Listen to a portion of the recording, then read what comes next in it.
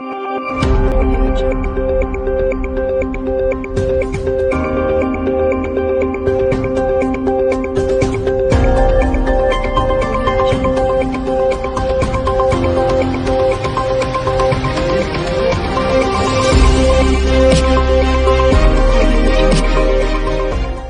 the National Unity Platform NUP party continues to traverse the entire country canvassing for support in the 2021 general elections, NUP presidential flag bearer Robert Kyagulanyi Ssentamu alias Bobi Wine resumed his campaigns following his release from Nalufenya prison by a court in Iganga district.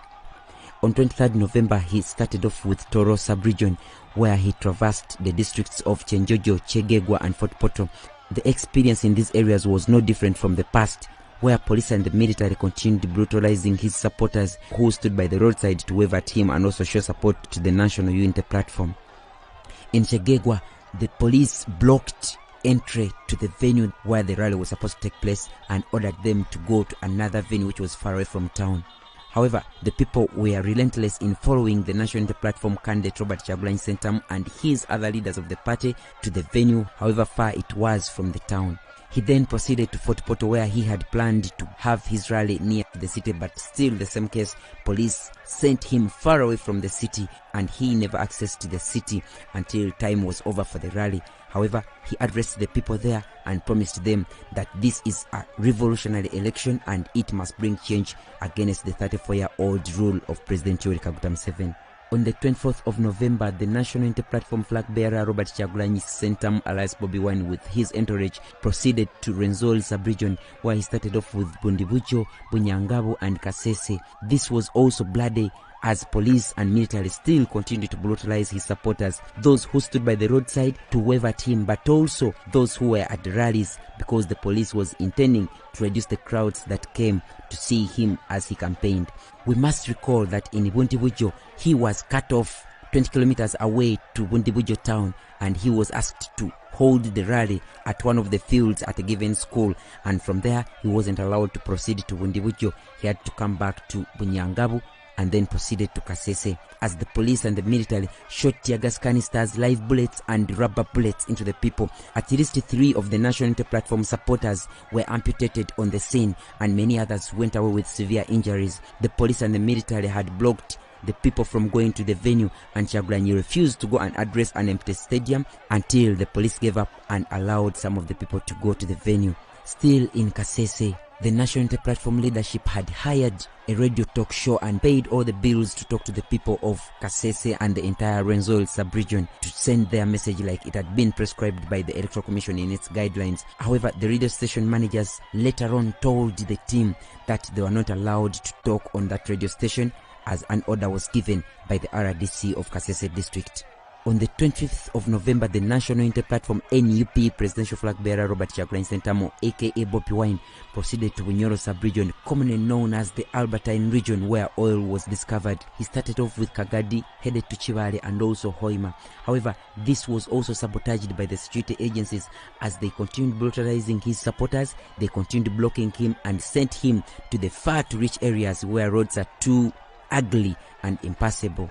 He campaigned in Kagadi, and after the Kagadi rally, he was supposed to go to Chibale, but he was told that President Museveni's ministers, including Robin Anabanja and Minister Matia Kasaija of the Ministry of Finance, had ordered that he was not supposed to hold any rally and any appearance in Chibale and Kakumiro. So the rally in Chibale was blocked, and he was blocked from using that road to head to Hoima, where he was sent to another road that took him 2 hours to proceed to the Hoima rally. By the time he got into Hoima, it was already over 6:30. He couldn't hold the rally there. He was still blocked by the police and the military, which took all his time because he was also supposed to attend a radio talk show in Hoima, and this radio talk show was blocked because he spent almost 3 hours on the road when the police and the military were not allowing him to move.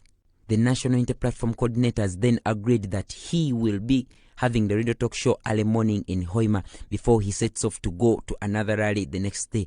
Very early in the morning, before he proceeded to Bulisa, he went to one of the radios in Hoima city. By the time he entered the radio station studios, a phone call came in to the radio station manager and he was told that Kyagulanyi was not supposed to be in Hoima, so the radio talk show was supposed to be cancelled. Even when they had paid, they were sent out of the studios.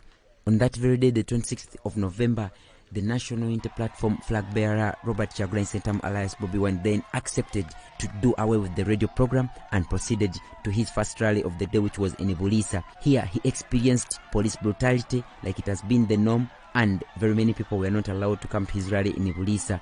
He addressed them and gave them the message you are seeing here.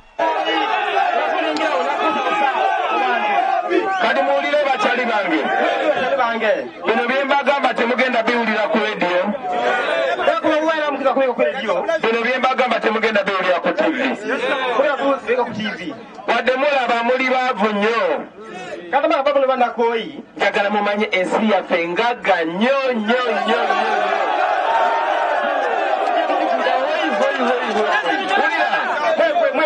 Wano we tuli nnyo, wano we tuyimiridde waliwo obugagga bungi nnyo. Kuli n'ettaka lyammwe liriko obugagga bungi nnyo. Wano waliwo oyiro n'ebyobugagga bingi nnyo nnyo nnyo. Naye omanyi lwaki Museveni tayagala nzije njogere nammwe? Kubanga oyiro wammwe yamufuula oyiro we ne famire ye.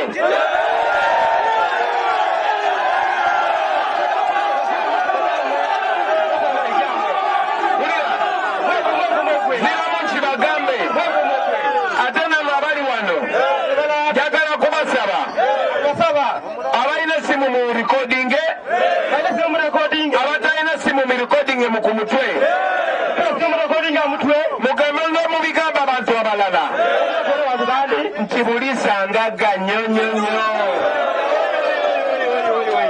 Naye lwaki abantu b'e Bulisa baavu nnyo nnyo nnyo? Njagala obawulira nti amafuta gammwe Museveni agalabanga agage ne famire ye. Yensonga lwaki agezaako okubuusa abantu n'okubagula amaaso. Kyandikiyenda kuwona ngu abawukuluka emmeeso either bamusiba oba ne bamutta. Kati nze njagala babulira. Njagala babulira mwenna bali wano. Nze mwabasinga wano bungi mbasinga obukulu. Nze nyina myaka 38. Naye Museveni yafuuka pulezidenti nga nyina emyaka 4. Wulira Museveni yajja n'abayeekera ne batta abantu baffe bangi nnyo ne bawamba ensi yaffe. Era kuba kwolwo ffenna ne tufuuka basileevu mu nsi yaffe. Ne tufuuka baddu mu nsi yaffe. Singa tulina obukulembeze obulungi, singa Uganda eringa Dubai. Ate bino byembagamba biri serious. Nange bino byembagamba biri serious. Museveni y'omu ku bantu abasinga obugagga mu nsi yonna. Kubanga ebyobugagga by'ensi yabifuula bibye. Ng'akozesa abasirikale, ng'akozesa n'emmundu. Kati njagala obbabulira. Manyi bulungi nnyo nti abatuwagira bangi eyo. Naye nsaagala muwagire nze nga Bobi Wine. Njagala muwagire Uganda empya naawe obere boss. I am going to give each one of them a minute, 1 minute to introduce themselves. Our power! Kyagulanyi oye!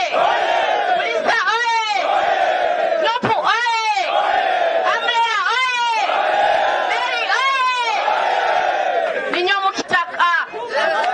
Yitwe tukubonabona buna amataka gakibona bagatwaire niko kana akaire leka tugindulemu. President wetu Munyama Robert Kyagulanyi alina akabonero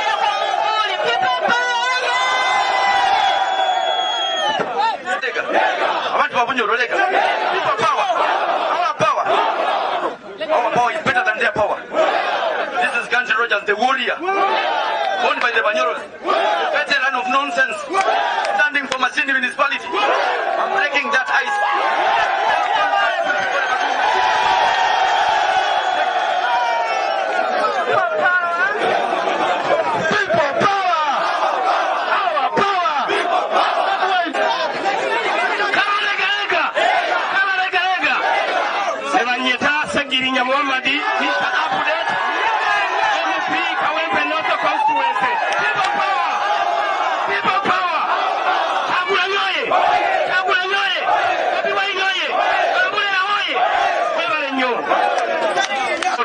Secure your what?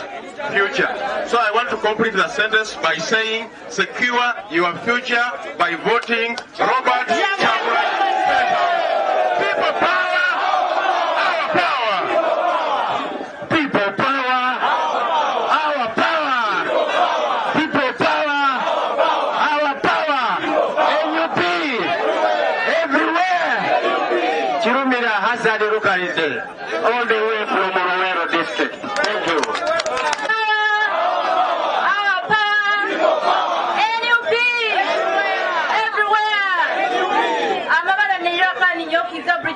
Jampora Amoti, Enzarwa ya Kihomboza, Nyowe ni nyowe aizire hahoima Oilo City, ni nyowe nyeka ainenteka nizegya kuyamba kunyezi kuyamba kuinue vyomezi wa bunyoro. Mbele watu vaingi bachiti batuyambire. Bantu inye mwebere Mungu. Mwebere bantu inye. Mwana tuchungule bunyoro. Mwana tuchungule Uganda. Kingo Munguli, Abana National Unity Platform, People Power, our power, NUP, Kyagulanyi everywhere. Thank you very much.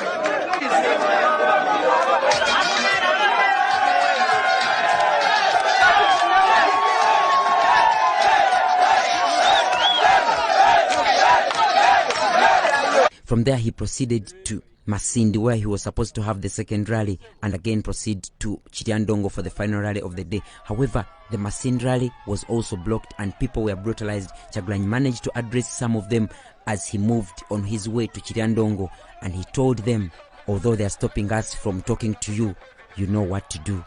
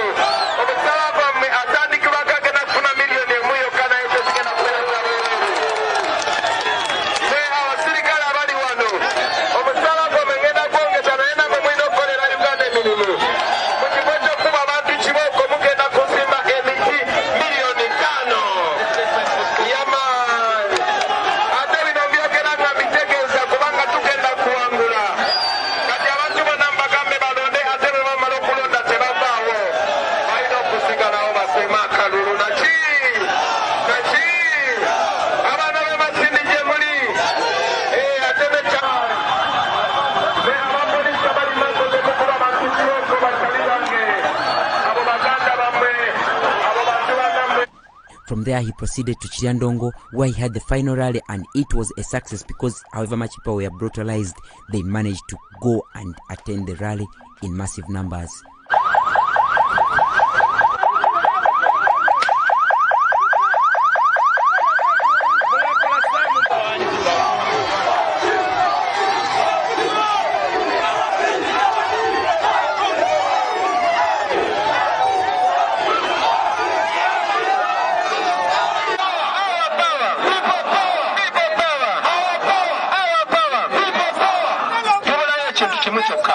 Tunabaki na kitu moja tu, kugenda kulonda. Tunaenda kwa uchaguzi. Hadi njagalo mbasaba. Nataka kuomba nyatenga ndi serious. Kama niko serious, bamam. Kaona ya nchi zote dunia mzima naangalia Uganda. UN etunuli. UN naangalia Uganda.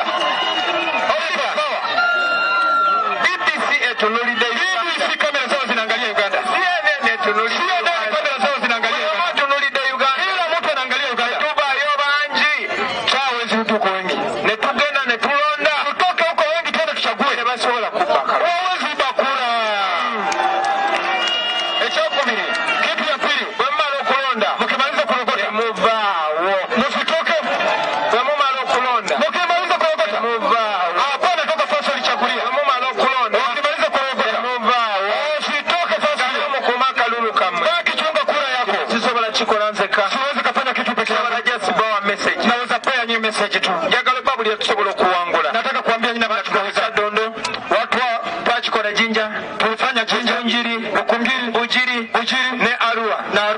Mumanyi bulungi nti mutya. Najua vizuri mnabaita kunkwata. Ati wanaweza shika kubanga eyo jela yange. Iyo jela yangu.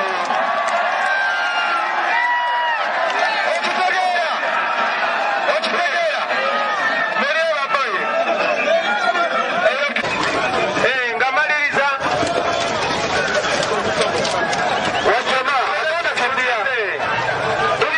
Hapana kimbia. Hapana kimbia.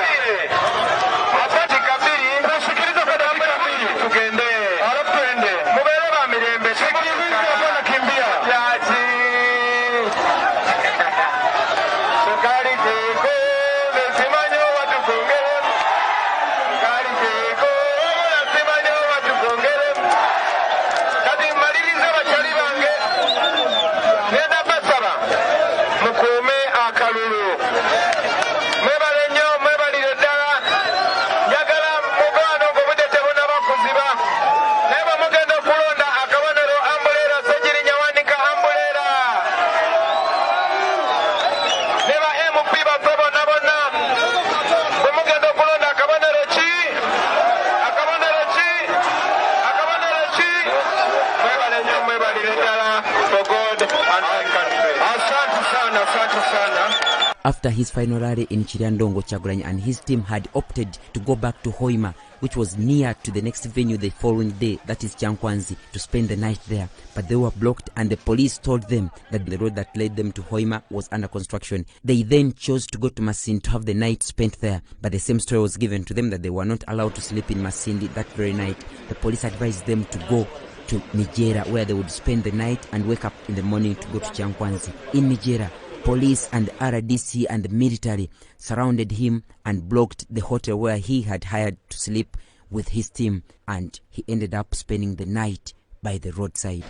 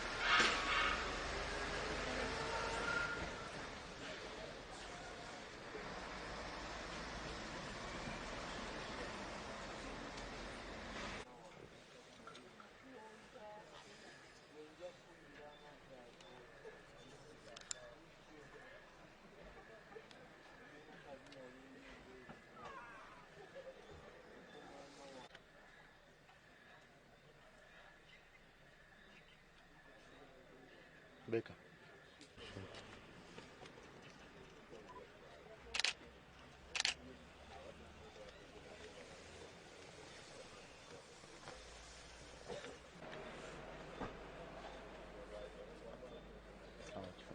Very early in the morning, without even having any refreshment, the team was set for Kyankwanzi, Kiboga and Kasanda.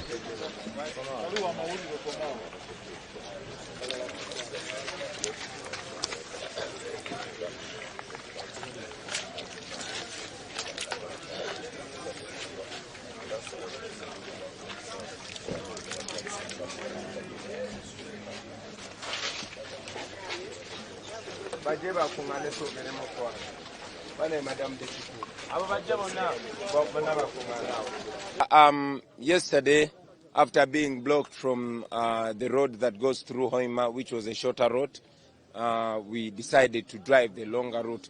But by 9 o'clock, which is curfew time, we were here in Mijera, so we decided to get a hotel and sleep. Unfortunately, the DPC that you saw, one patient, Namara, stopped us, ordered all hotels not to host us. And we had no option but to sleep here on the street. Thank God, it is morning now, and we are planning to get on our journey to Changkwanzi.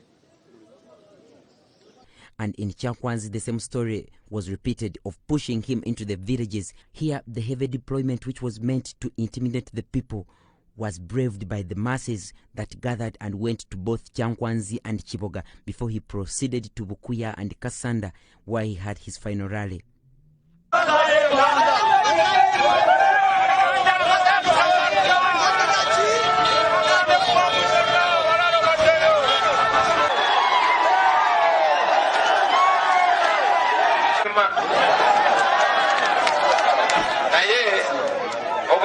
Nti nasuze kukubo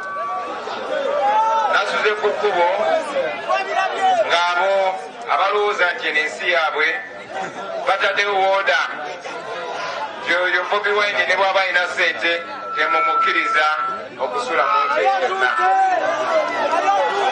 Naye eky'omukisa omulungi mwana watu ate First Lady yazanyumye.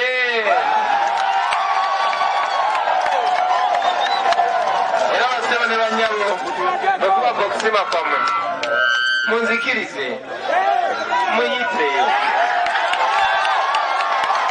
webale munonga yo excellence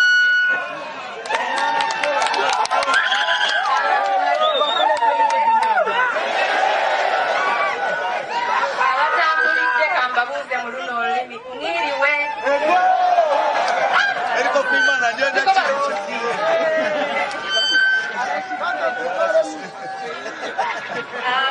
abantu b'Ekyangwanzi tubaagala nnyo era ekindeese kubalabako nakukumyako nammwe naye nga sinayongera eri abaami abawaga wano nsaba munzikirize njogereko ne bakyala bammwe bamaama mbalabe eri mwiriwe buli amahoro mwahinze uyu munsi mwahinze inka zitona basha inka zitona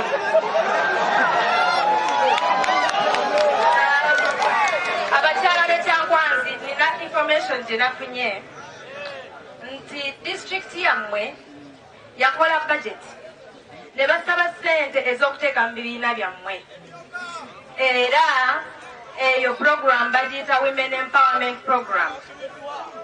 District yammwe ya budgetinga $1,893 n'obugwamu.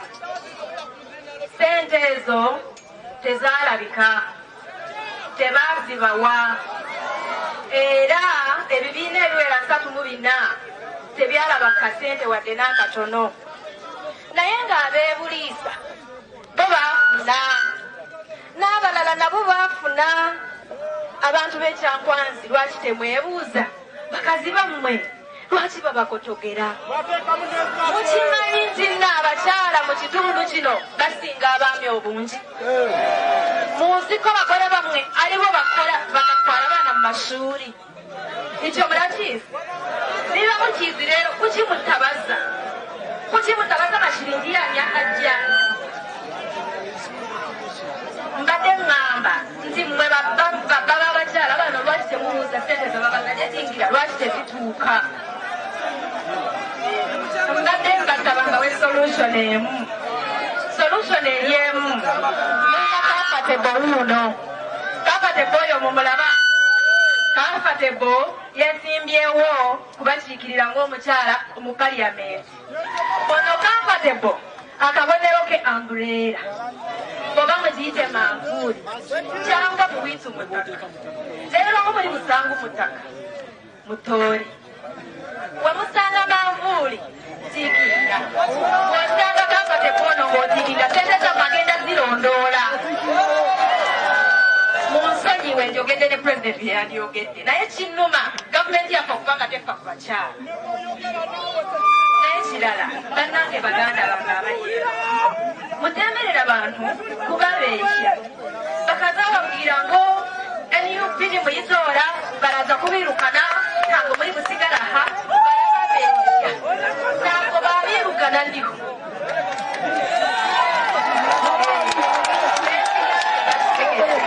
kankiddemu mu Luganda bagamba kiriyo abatambuza ebigambo muno nti no NUP bwe munagironda Honorable Kyagulanyi n'afuuka pulezidenti abanyarwanda mwenna aboogera olulimi olufaanagana bwe luti bagenda bagoba babagobe nga mulaga wa Uganda yaffe ffenna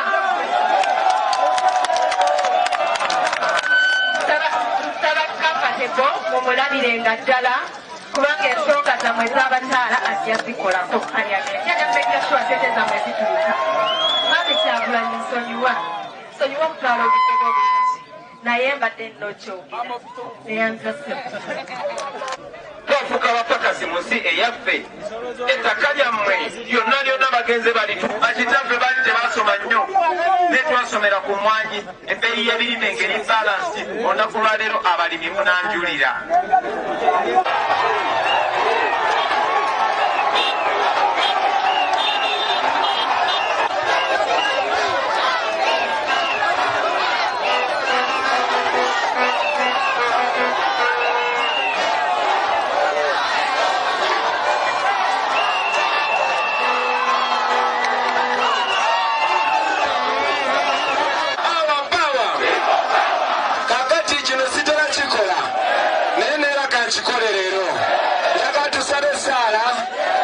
Katonda era naye njagala tukulembera buli muteeka omukono gwo waggulu Mukama Katonda waffe gwali waggulu tukwasa olunaku lwaleero leero lwe lunaku lwe tusaba Mukama bye tubagamba babitegere naye bannabo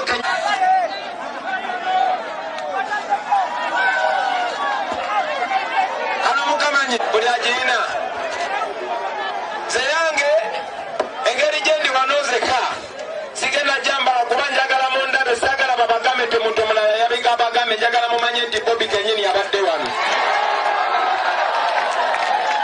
nyo tutuula mu paliamenti twayisa biliyoni 82 nga twagala buli munnayuganda afune masiki naye bameka abafuna masiki ya gavumenti kati ekyo kansooka ekiveeko ekyo nja kiddako abantu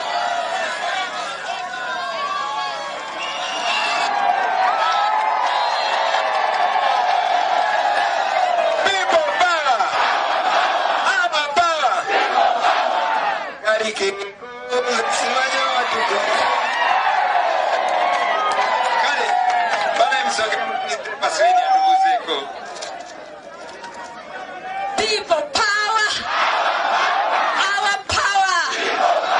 People power, our power. NUP everywhere. Vanonga banyumirwa. Batesa batuyimbireyo ko ku president bakamususuka.